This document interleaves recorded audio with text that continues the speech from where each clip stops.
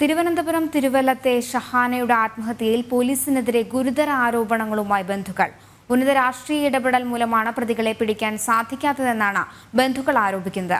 ഷഹനയുടെ ഭർത്തൃമാതാവിന്റെ arrest ചെയ്യാത്തതിലും പ്രതിഷേധമുണ്ട്. പ്രതികളുടെ CPM ബന്ധമാണ് കേസെടുക്കാത്തതിന് പിന്നിലെന്നും നീതി ലഭിക്കുന്നതുവരെ പോരാടുമെന്നും ബന്ധുക്കൾ ജനം ടിവിയോട് പറഞ്ഞു.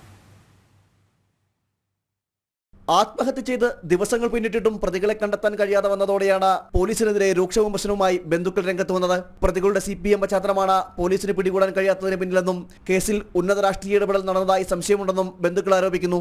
CPMന്റെ ആൾക്കാരാണ് അവർ. അപ്പോൾ അതുകൊണ്ട് ചിലപ്പോൾ അതുണ്ടാവാം. CPMന്റെ കുടുംബമാണ് അവർ. അപ്പോൾ അതുകൊണ്ട് അതിനുള്ളൊരു ഇതുണ്ട് അവർക്ക്. ഭർത്താവ് നൗഫലിന്റെ മാതാവിൽ നിന്നും ഷഹനയ്ക്ക് ക്രൂരമായ പീഡനങ്ങൾ ഏറ്റുവാങ്ങേണ്ടി വന്നിട്ടുണ്ട്.